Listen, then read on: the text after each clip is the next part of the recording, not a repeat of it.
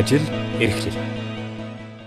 Ажил эрхлэлт нь иргэдийн хамгийн тулгамдж буй асуудал болж байгааг судалгааны үр дүн харууллаа.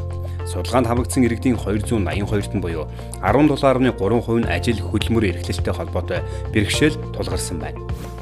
2.8% нь шударга бусаар ёс зүйн болон сахилгын хариуцлага хүлээх. 5% нь нийгмийн даатгал, эрүүл мэндийн даатгалд хамрагдахгүй ажиллах.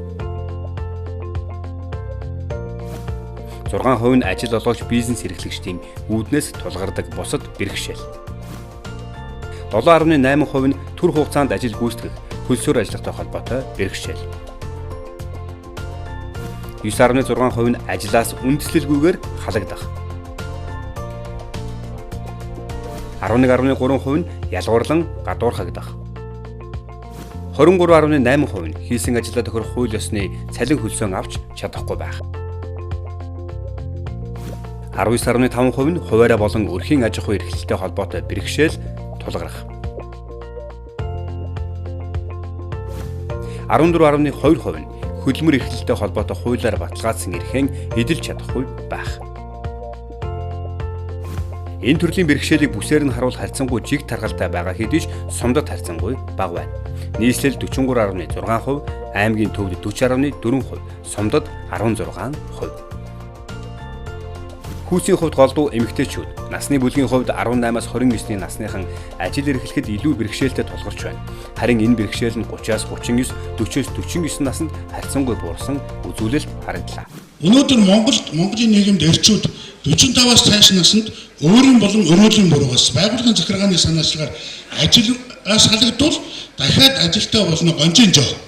Хуулиуд гардаг төрийн байгууллагыг хэрэгжүүлээд яваад ингээд явж байтал дараагийн засгийн газар солигддог, сонгуул болдог. Энэний дараагаар төрийн байгууллагын бүтцийг өөрчилдөг. Тэгээд жаахан мэрэгсэд явж байгаа хүмүүсийн надаа ажлаас чөлөөлдөг. Ингээд ажилтгуучдыг нэг шилждэг.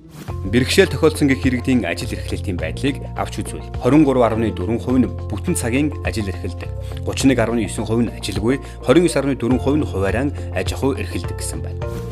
Ажил эрхлэлтэй холбоотой бэрхшээлтэй тулгарсан иргэдийн 52.1% нь шийдвэрлэх талаар ямар нэгэн орлого хийсэн бол 47.9% нь ямар ч орлого хийлгүй орхисон байна.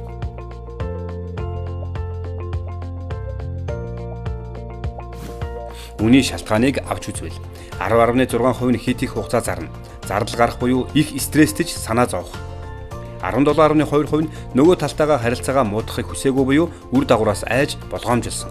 42.4% нь тийм ноцтой асуудал биш, өөрөө шийдэгдэн эсвэл юу ч хийгээд нэмэргүй гэж үзсэн байна. Харин 29.8% нь эрхээ сайн мэдээгүй буюу ямар алхам хийхээ мэдэхгүй байсан байна. Туслалцаа ярилцсан иргэдийн 15.4% нь хуульч өмгөөлөгчөд хандсан байна.